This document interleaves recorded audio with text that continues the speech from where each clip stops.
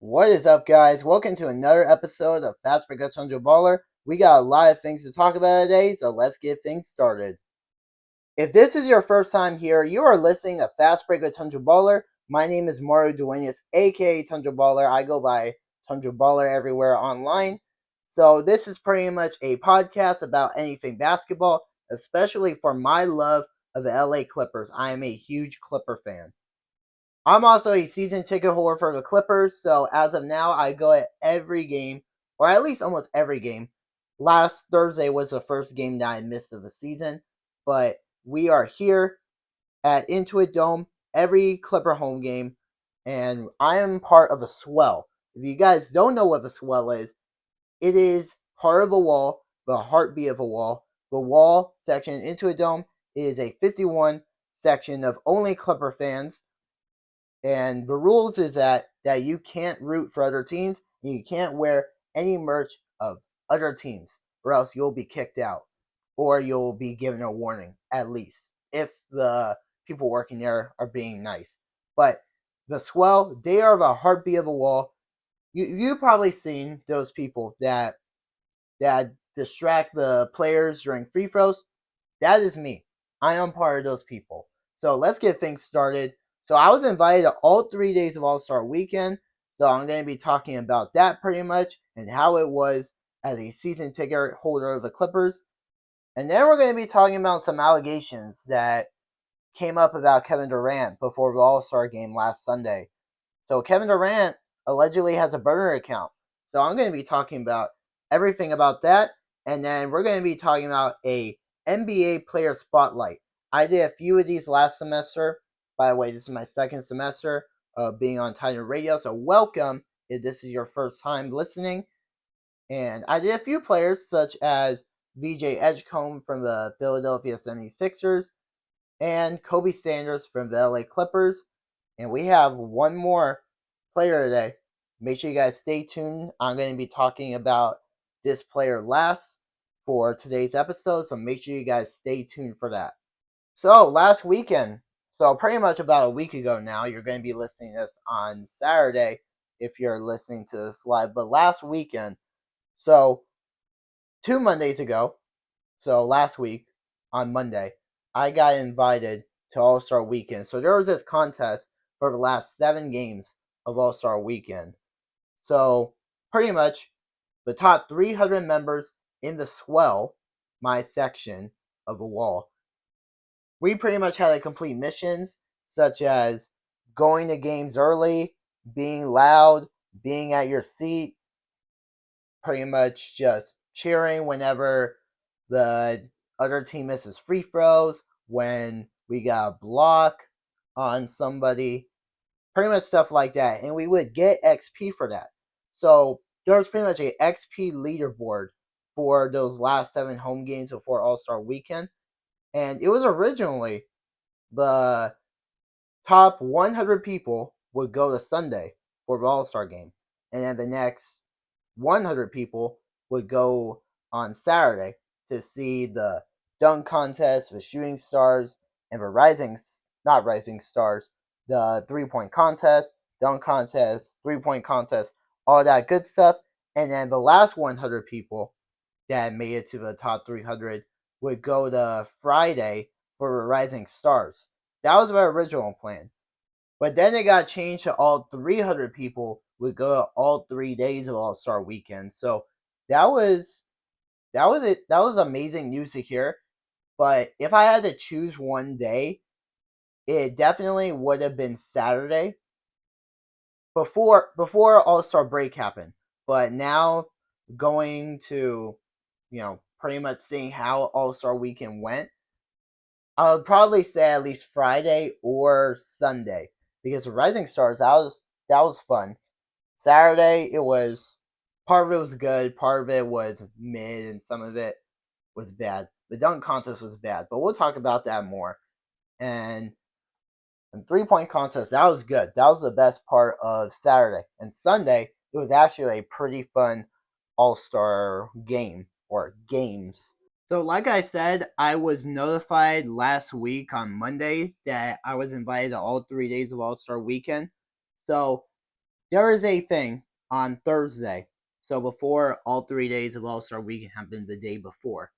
So there is this rehearsal because my section, the swell, how I talked about, we're always loud and we're always making distractions for the other team, or we're just trash talking to the other team and making other teams miss on their free throws and pretty much just doing a lot of chants for the team or against the other team. And pretty much we there's a rehearsal for the swell. And I went there because you had to be there in order to go to the next day. So pretty much for All Star Weekend too, all 3 days, you pretty much had to be pretty much if you wanted to go a Saturday, you had to be there Thursday and Friday. If you wanted to go to the All Star game, you had to go to a rehearsal and the 2 days before that. So about the rehearsal, we were pretty much just going over what we were going to be doing, like different chants, different intros, and pretty much the things that were going to happen. Like we were pretty much going to start doing the wave, like people do at arenas, and pretty much the people, like the special guests.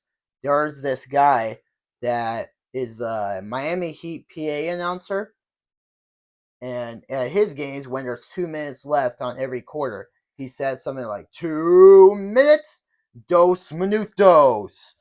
So he was going to be there for Sunday for every game, and then we're going to be doing that with him because he's going to be retiring after this season. So this was a lot of great respect to him, and it was cool meeting him also. And the way that they designed the arena for the plaza, the inside of Intuit Dome, it was just amazing. Like the outdoor court at the plaza, they pretty much just designed it like All Star Weekend, all that All Star colors, that red and blue, just amazing. And they pretty much put like a lot of decorations for All Star Weekend, and inside the main store in the plaza called the Flagship, they have a lot of All Star merch, and the inside of Into a Dome also just amazing and with the technology. So now let's go on to Friday, the Rising Stars. And also, the celebrity game, I originally thought that it was going to be at Intuit Dome, but it was going to be next door at the Forum. Unfortunately, I wanted to see guys like Taco Fall, Amon-Ra St. Brown, Keenan Allen, Cody Jones from Dude Perfect. A lot of our childhood was from Dude Perfect, and Cody Jones, the tall guy. I wish like the other guys from Dude Perfect would be there too, like Cody, or no, like Corey, Kobe, Garrett, and the athlete of our generation, Tyler. Just amazing guys, like from the stereotypes, for trick shots, banana swirl, ball, if you know what that came from, banana swirl. For Rising Stars, it was pretty much in a little tournament format and pretty much games up to 40. So no time, just a 24-second shot clock, and the game would go for however long until the semifinal games go up to 40. And the championship game, it was a game total of 25 points. And pretty much the coaches, there was Team Mello, coached by Carmelo Anthony, Team Austin, by Clippers legend Austin Rivers, Team Vince, coached by Vince Carter, and Team T-Mac, coached by Tracy McGrady. For Rising Stars, it was full of G League players, first-year players, rookies, and second-year players also. So there were supposed to be guys like Cooper Flagg, Alex Sarr. Those guys, they were unfortunately injured, but there was also a lot of G League players. So there was one team full of G League players. That was Austin Rivers' team. And the other 3 teams, it was filled with rookies and second-year players. So in Austin's team, my Clipper, Yannick Niederhauser, he was playing. The first game of Rising Stars was Team Mello against Team Austin, Yannick Niederhauser's team. So when Yannick came out to warm up with the team, we were all cheering and we were going crazy because, of course, he's part of the Clippers. And we want the Clippers to win, of course. Whoever from the Clippers to win. And we were just chanting, Yannick, Yannick, Yannick. And Yannick, he scored the first bucket in the first game with the alley oop from Ron Harper Jr. It was just an amazing moment. And yeah, so on the other team, Donovan Clingan, though, from the Portland Trailblazers, he scored the first 7 points of the team. You know, I thought it was going to be guys like Stephon Castle going off, but he had a good game, though.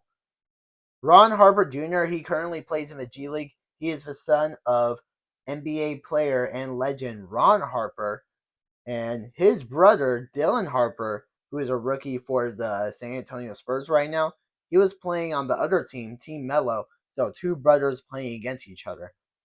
The game was pretty much close the entire time, and at the end, for the game-winning basket, Team Mello won. Dylan Harper from the Spurs hit the game-winning basket over his brother, Ron Harper Jr., to win the game. It was just a tough shot, and Stephon Castle, he also had a really good game. Yannick had a really good game also. For Team Austin, Yannick Niederhauser was the leading scorer with 11 points, and second was Yang Hansen with 10 points. For Team Mello, the scoring was really spread out besides Colin Murray Boyle's scoring.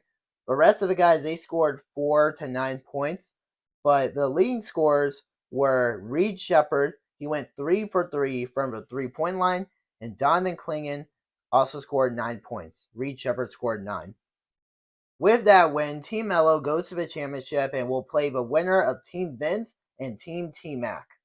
To start off the game, Team T-Mac had a little bit of a lead. They were up by 8 at one point, 19 to 11, but Team Vince, they came back and tied the game at 27 and 29, and they didn't look back when they took the lead 31 to 29. And they won the game 41 to 36. It did come close, but VJ Edgecombe, he hit a pull-up to finish the game off, and he finished the game with 17 points. He scored 17 of the 41 points for Team Vince. Jalen Wells and Montez Buzelis, they were the other two leading scorers besides VJ Edgecombe, and they had 6 points each. For Team T-Mac, Jalen Tyson was the leading scorer with 10, Trey Johnson with 8, and Kello Ware with 7. Now it is time for the championship game, Team Vince against Team Mello. It was pretty much a close game the entire time. It was a game of 25, and it all started off with Donovan Clingan making 2 threes. I remember when I was there at the game, it looked like that Donovan Clingan, they were just sagging off of him the entire time. He usually doesn't make that much threes during the regular season, but he was shooting a lot of threes. They were sagging off of him the entire time. There was even this one time when Derek Queen, he was guarding him, and he was sagging off of him, right? And he didn't even watch him shoot. He was just looking at looking for the rebound while he still had the ball in his hands. So that was kind of crazy. And Donovan Clingan, he still made it. It really came down to the wire when both teams made it to the 20s with 5 to 4 points left to go. So Reed Shepard, he made a 3 to bring the lead down to 1, 21 to 20. And then Stephon Castle, he took the lead for Team Mello, 22 to 21. Then VJ Edgecombe, he went for a layup to bring the points to 23 for Team Vince. So Team Vince, they only needed a 2 to win, and Team Mello, they just needed a 3. So after a timeout, Stephon Castle for Team Mello, he went for a layup, so that still doesn't win the game for them. They needed one more point now. So going down to the other side of the court, VJ Edgecombe, he went to the paint, he went for a layup, and he got fouled. So he just needed to make both of these free throws to win the game, and you know how he is. He made both free throws, and they won the game. Team Vince, they won the championship for the Rising Stars, and VJ Edgecombe, he won the Rising Stars MVP. So now we are on to Saturday with a 3-point contest, the Shooting Stars, and the Dunk contest. So they opened the day with the 3-point contest. So it has 8 shooters going at it to see who would be declared the best shooter and the champion of this year's 3-point contest. So we have Devin Booker from the Phoenix Suns, Colin Knappel from the Charlotte Hornets, Damian Lillard from the Portland Trailblazers. He hasn't played the whole year because he tore his Achilles last season, but somehow he was still able to do a 3-point contest this year. Tyrese Maxey from the Philadelphia 76ers, Donovan Mitchell from the Cleveland Cavaliers, Jamal Murray from the Denver Nuggets, Bobby Portis from the Milwaukee Bucks, and Norman Powell, Clipper legend Norman Powell from the Miami Heat. So all 3 guys would shoot it out from 5 different spots, and there are 2 spots where you shoot a deep 3, and there's regular basketballs that are worth 1 point, and there are money balls worth 2, and the deep 3s are worth 3 points. So the top 3 of the 8 guys would move on to the championship round. So here's how the first round went. So Colin Knappel, he opened up the first round. He scored 27. Donovan Mitchell, he got 24. Jamal Murray, 18. Norman Powell, we were all cheering for Norman Powell. We were all going crazy when it was time for him to shoot. We were chanting Norman Powell. We still love him, although we traded him away for John Collins. He got 23. Bobby Portis, he got 15. Tyrese Maxey, 17. Devin Booker with 30. And Damian Lillard, 27. So the top 3 was Devin Booker with 30. And Damian Lillard and Colin Knappel made it to the top 3 after him with 27. Just like the first round, Colin Knappel, he opened up the championship round. He got 27 in the first round, but he only managed to get 17 in the championship round. So then next was Damian Lillard. He got 27 the last time, and he got 29 this time. So he was very consistent. And next was Devin Booker. He needed a repeat performance with 30 plus in order to beat Damian Lillard and win the 3-point contest. But he had a chance in the last rack, and it was his money rack. All the 5 balls would be worth 2 points. He needed to make 4 of them to win, but he was 2 points short, and he lost, and Damian Lillard, he became the 2026 3-point contest champion. The next thing was the Shooting Stars. This is the substitution instead of a skills challenge. So this is how the rules went.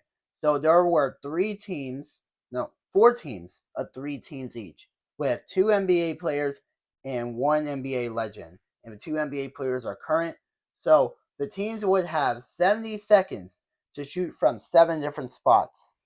So the spots, they needed to shoot in order. So it's a right-hand layup, a mid-range shot from the short corner on the right side, and then from the right elbow, a wing 3, top of the key, so a high school 3 at the top of the key, and then a corner 3 on the left, and then a deep 3 from the logo.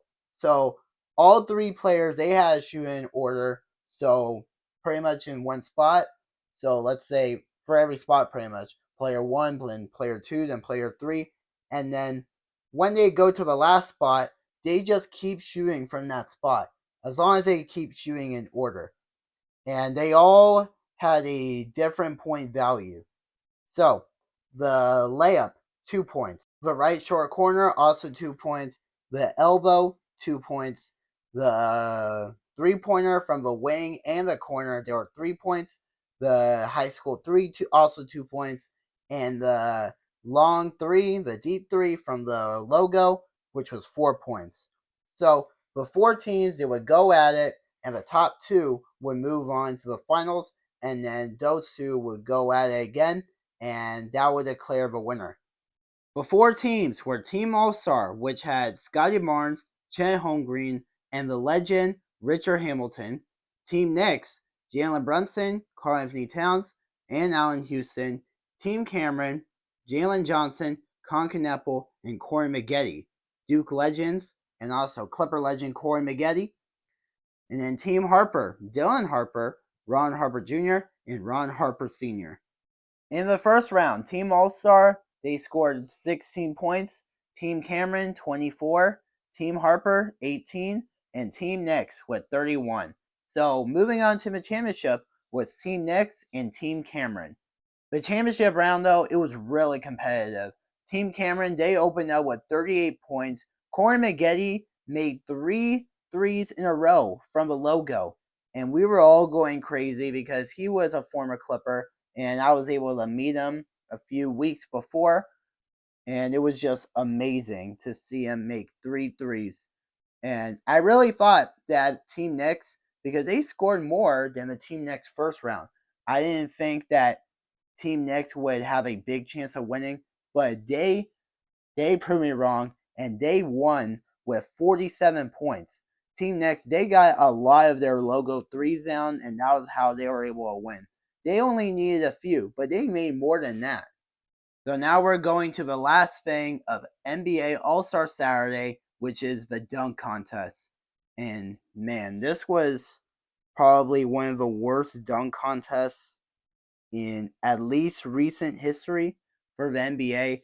Honestly, it was not that good. Like, we need something like the 2016 dunk contest where we had Zach LaVine and Aaron Gordon going at it in the dunk contest. And we need guys like Blake Griffin, because besides Jackson Hayes, I'm gonna be honest, I have no idea who the other 3 guys were. Like, who's Rashad Johnson? Who is that? Honestly. So the whole lineup of the dunk contest, we had Carter Bryant from the San Antonio Spurs, Jackson Hayes from the LA Lakers, Kashad Johnson from the Miami Heat, and Jace Richardson from the Orlando Magic. And I only knew Jackson Hayes going into this game because, Lakers, they're the Clippers' biggest rival of all time. And we were booing Jackson Hayes. You know, although it's All-Star weekend and we're supposed to give mercy to everybody and mostly cheer for everybody, which was what we did, but we were not cheering for Jackson Hayes because cheering for Lakers is not tolerated. And he had this lame dunk. Both of his dunks were lame, and we were all just booing him, and he was just enjoying it. Carter Bryant and Jace Richardson, they made it to the finals, so they were, you know, it wasn't a good dunk contest, honestly. But Carter Bryant, we got a 50-point dunk from him, but honestly, it was just not a good dunk contest overall.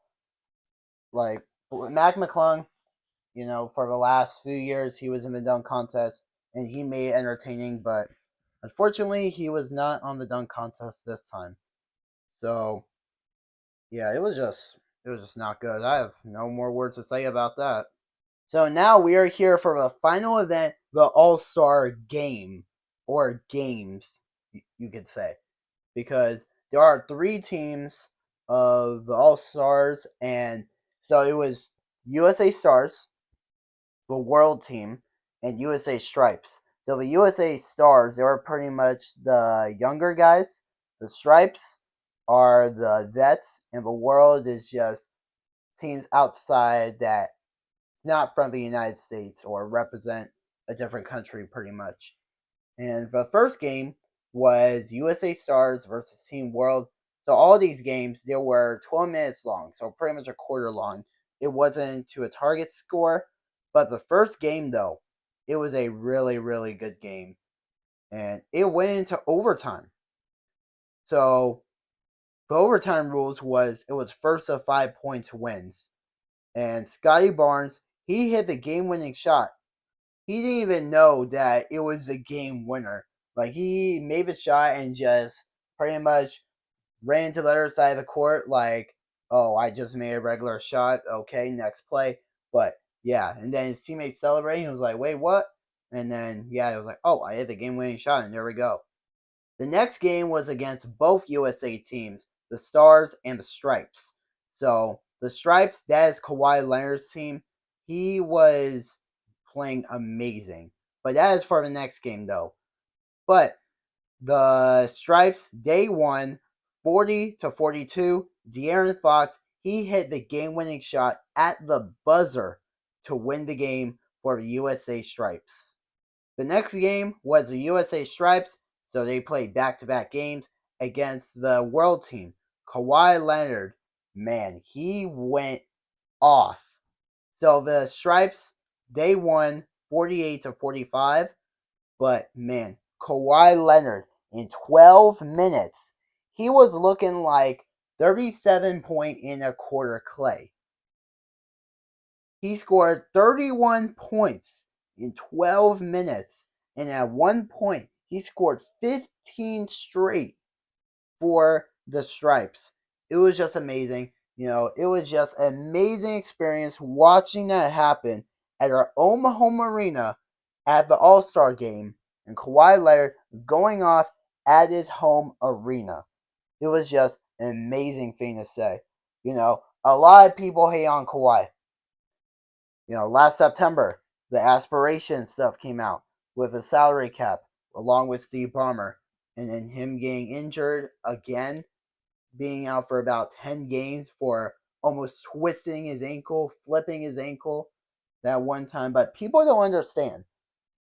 Kawhi Leonard, he really wants to play all the time. But injuries, they just happen. So, the haters, they just be like, oh, Kawhi Leonard, he scored a lot of points. Now he doesn't want to play. But Kawhi Leonard, bro, he is scoring a lot of points.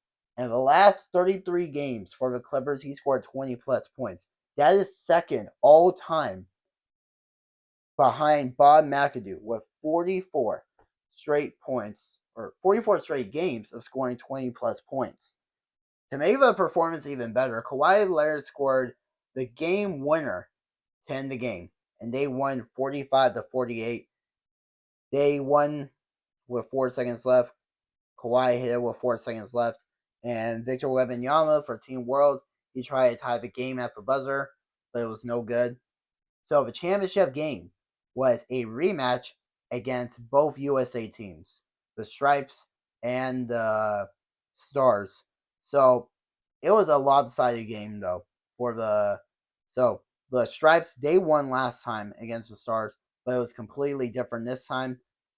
The Stripes, they played 3 straight games, and the Stars, they had a game rest, so they were tired. The Stripes, and it was not even close at all during this game. They just came out with a bang. They were up 12-1 before they actually scored a basket, the Stripes. And yeah, and they won 47-21, the USA Stars. It was just, they just looked really tired. They just really looked out of it. And Kawhi Leonard, he only scored 1 point the following that game. And the MVP went to Anthony Edwards for the USA Stars. If the Stripes won, Kawhi Leonard definitely would have won MVP.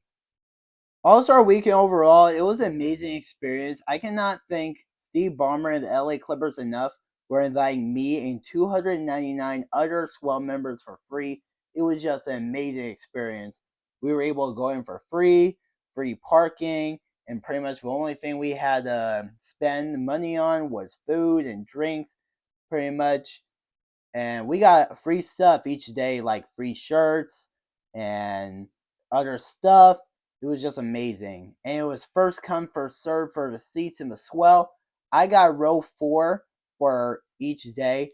Somehow for Friday and Saturday, I got seat 18 in row 4, and I got seat 16 in row 4 for Sunday. So coincidentally, I was pretty much about the same spot each day. And there was a lot of people that was waiting outside of the arena a long time so they could sit close.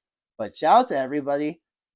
I was able to talk to a lot of the Swell members, and I was doing interviews for a video on one of my TikToks. Make sure you guys follow Tundra _baller_0. Those people are absolutely amazing. I absolutely love the Swell members, and it was just an amazing experience. And I was able to talk to people from the Clippers and some celebrities too.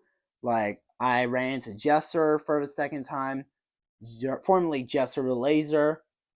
If you know, you know. And who else did I meet? Oh, I met Boban Marjanovic, the the big guy. Everybody loves him. Guy with no haters. And Cody Jones from Dude Perfect, the tall guy, the screaming guy from Gym Stereotypes. Just an amazing guy. That is all I have for All Star Weekend. Now we're going to be moving on to the Kevin Durant burner account allegations. So I heard from one of the other Swell members about these allegations. Like he showed me on his phone, and it was before the All Star game, and he was showing me that apparently KD was saying stuff. So here is some of the things that he said. So this is all alleged, by the way. So is under this account Get Higher 77. People are saying that is him. If you don't know what a burner account is, it is pretty much a account where people would pretty much have it obvious that it's not them. So let's say like me, like Mario Duenas, like I don't do stuff like this, but like let's say I go by Tundra Baller Zero, and I was probably just I don't know. Let's make like a random name like John Doe or something. I don't know. I'm making my account name John Doe or something, and then I would say stuff, but I don't do that. But that's what KD apparently does. This is not the first time though that he had a incident with a burner account. So in 2017, he was caught using his verified Twitter, or now X, account, responding to a fan asking him to give him a legit reason for leaving the Oklahoma City Thunder to join the Golden State Warriors in 2017. So he definitely intended to say in his burner account, whatever account that was, but on his actual account, which is by the name KD Trey 5, and it's verified too. So people know it's obviously Kevin Durant, but he said through his account saying this. He didn't like the organization or playing for Billy Donovan. His roster wasn't that good. It was just him and Russ, referring to Russell Westbrook. So he was also saying, imagine taking Russ off that team, seeing how bad they were. KD can't win a championship with those cats. So he was pretty much talking about himself in a third person point of view. And he has talked about pretty much responding to fans on his burner account, and he has responded to fans too in his actual account, but he would pretty much he's that type of person that talks on Twitter, that talks like a lot of nonsense and stuff, all that Twitter talk, and pretty much would just like try to roast people or something. But he deleted the tweet quickly, but it wasn't fast enough for people to screenshot the tweet, and he addressed the incident by saying that he likes to engage with fans on social media, and he said this. This is his words. I happen to take it a little too far. This what happens sometimes when I get into these basketball debates about what I really love to play basketball.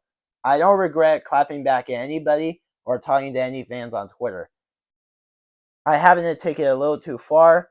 That's just what happens sometimes when I get into these basketball debates about I really love to play basketball. I don't regret clapping back at anybody or talking to any fans on Twitter. So that was back in 2017, 2018, around that incident. And in 2023, so Instagram, they have this new thing called Threads, which is pretty much, according to my understanding, I don't use Threads, but according to my understanding, it's like a Twitter version of Instagram, pretty much, or Instagram version of Twitter, pretty much. And he said there, on Threads with a burner, come find me. And apparently, and it turns out that nobody found that account yet.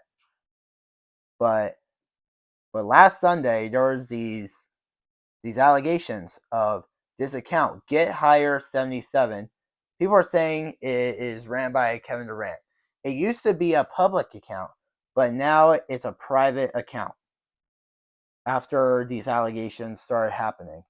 And in these tweets, or it was in DMs, and people screenshotted it and then pretty much posted it everywhere, pretty much. And they were talking, and that account was talking about Jabari Smith and Alperen Sengun, which is his current teammates, and his former teammates like Kyrie Irving, Ben Simmons, and Devin Booker. This is some of the messages that the account said in DMs. I can't trust Jabari to make a shot or get a stop. Just give him a tech, to be honest. Coach Galda played a pass at Alpi, LOL, referring to Alperen Sengun. I'm going to turn the ball over with this team. Your franchise player can't shoot or defend. That's a way bigger issue than my turnovers. Remember, these guys are your future. Then this account talks about the Suns. The Suns are my team when we lose and Bucks team when we win. Then he talks about his former teammate when he was on the Nets, Ben Simmons, saying, I swear I miss Ben Simmons. At least that guy would give me the ball. One guy in this group chat saying, Denver don't need a win, I think they'll give up. And the account replied with any word about Jokic turnovers. He is really going through Ben Simmons on this, saying, Ben Simmons is going through depression. He ain't playing ball either. Why would he trade Kyrie for a person who hates basketball? He talks about how he misses his other teammate from the Nets, James Harden, also.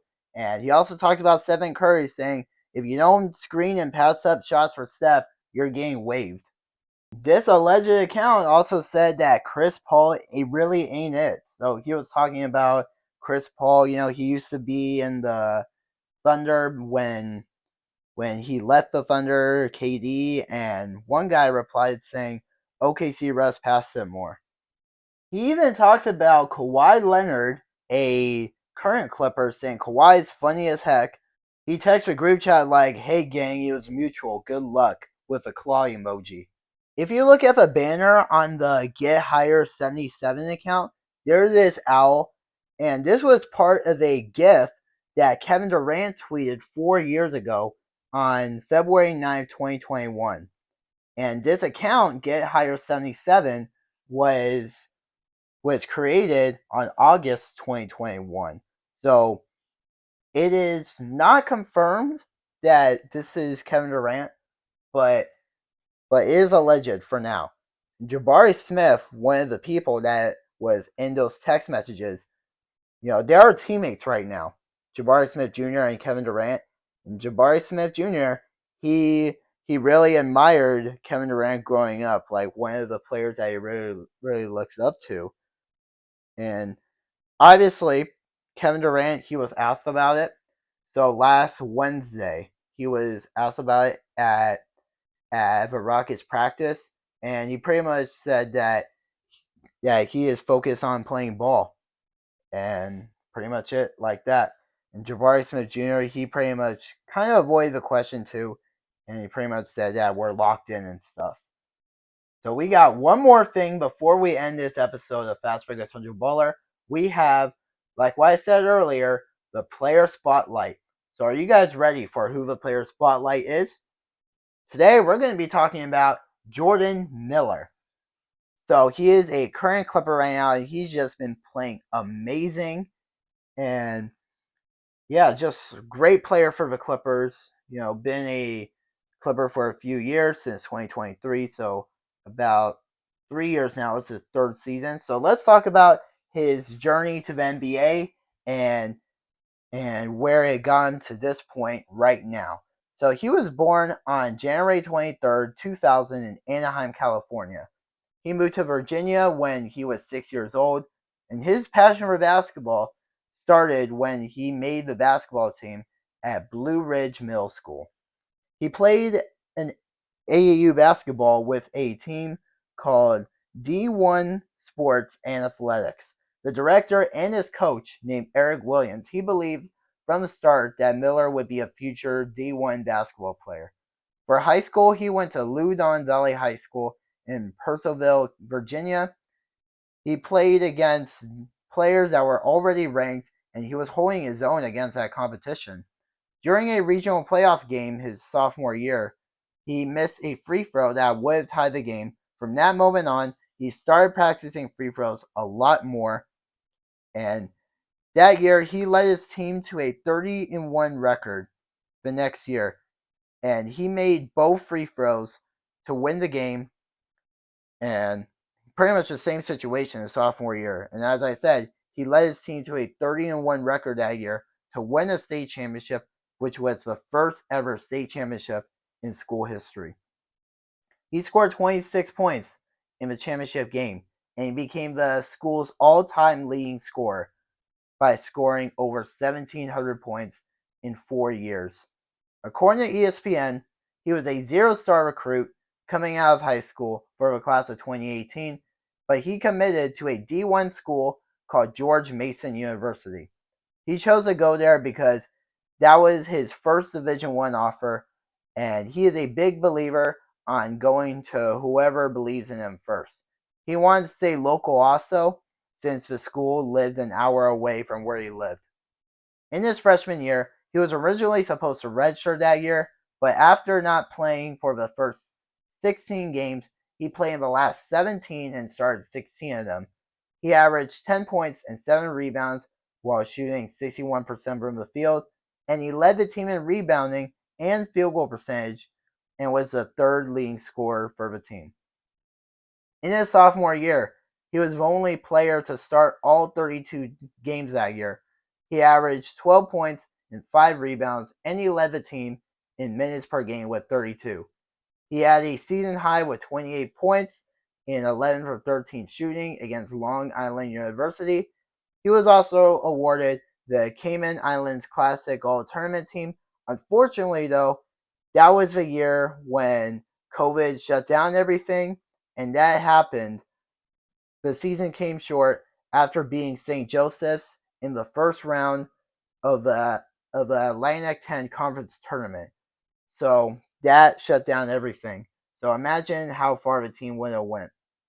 So in his junior year, his third year, this was considered the COVID year, and eligibility did not count that year.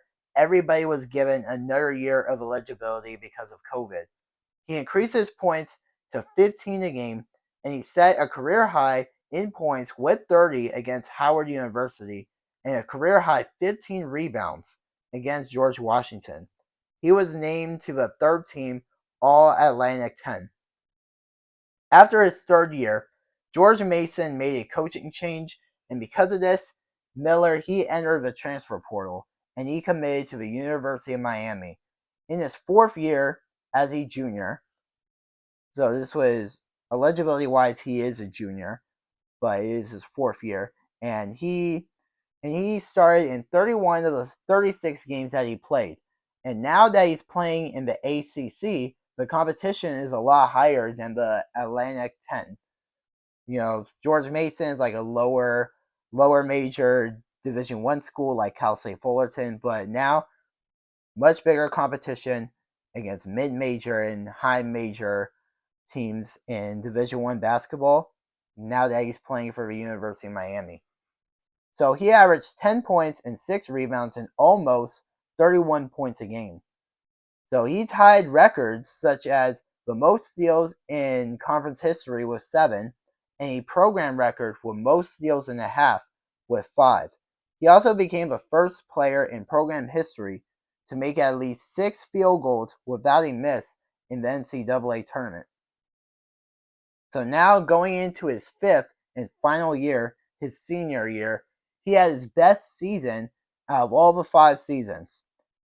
He had 15 points a game, 6 rebounds a game, and shooting 54% from the field while playing 35 minutes a game. He led Miami to the Final Four in the NCAA tournament, and they came into the tournament as the 5 seed in the Midwest region. They took down teams such as Drake, Indiana, and the number 1 seed, Houston.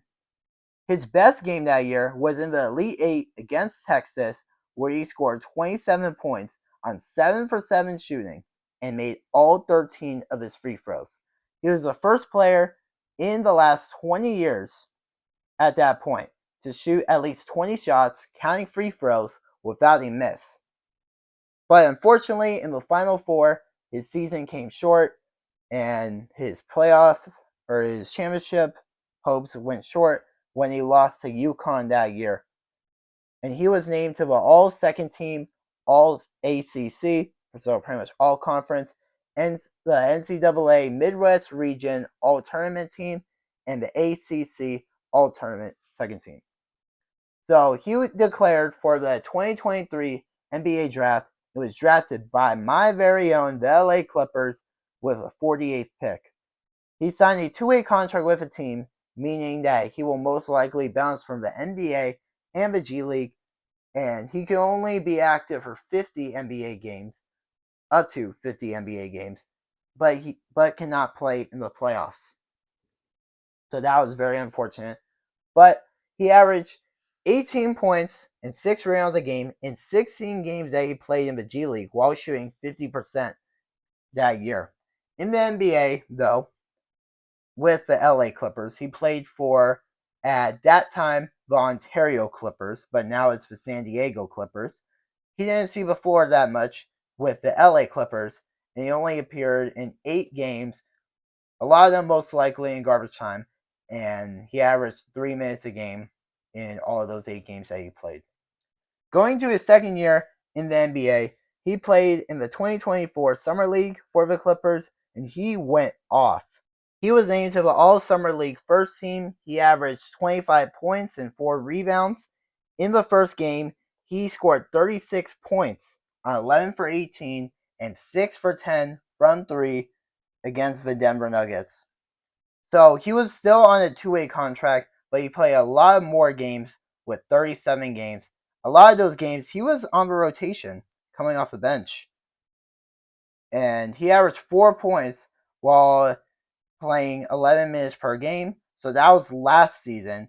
But during the season, he signed a 4-year contract on March 2025. But after the season, though, he got waived. And this was right before the 2025 Summer League started. So that was really surprising, honestly, when that happened. But I had a feeling that we were going to sign him back. And here, let's find out if that happened. So he still played for the Clippers in the Summer League. And once again, he got all Summer League first team honors. He averaged 22 points and 8 rebounds. And after that, the Clippers signed him to a two-way contract again. So this season, this was this season, the players like Kawhi Leonard, Bogdan Bogdanovic, and Derrick Jones Jr., those guys were hurt. And with him not being in the rotation for the start of the season for about the first 10 games or so, he was the next man up to play. So from the 26th game of the season until now, he's been one of the key players coming off the bench for the team. He stayed in rotation while those players came back from their injuries because of the way he's been playing. But so far this season, he's averaging 9 points and 3 rebounds a game while playing about 20 minutes a game. One of his notable performances this year is that he scored 19 points while playing almost 46 minutes in an overtime win against the Raptors. And he came off the bench too. And last Wednesday, the Clippers gave him the contract that he deserves, getting him a standard contract, because a two-way contract, because we would really need him in the playoffs when it comes to that. Because, like one of our guys too, Kobe Sanders, he's been playing really good alongside him coming off the bench. And we recently signed him to a 2-year deal. And now we gave Jordan Miller to a 2-way deal. And now they will be eligible to play in the playoffs, which is what we need. And we are getting a lot younger. We traded away James Harden, and we got Darius Garland, a 26-year-old young point guard, already a 2-time All-Star. And we traded Zubac for Benedict Mathurin, who is 23 years old, and Isaiah Jackson, 24 years old. So we went from being about 32, 33 years old on average to 28 years old. So that is just amazing and a really inspiring story too. I talked about inspiring stories like VJ Edgecombe and Kobe Sanders. Kobe Sanders is kind of like a similar story too. He had to prove himself a lot. Kobe Sanders, he played at Cal Poly, San Luis Obispo, and then he transferred to Nevada to play higher competition. And then he got drafted in the second round in the last draft. And it's kind of a similar story too. Going from a low major D1 school to transfer to a higher level Division 1 school to play higher competition and really excelling there. So that is all from me, guys, this week. And the Clippers are going to be playing games, so I'll definitely be talking about that and any other NBA news that happens. So I'll talk to you guys later, and I'll see you guys next Saturday.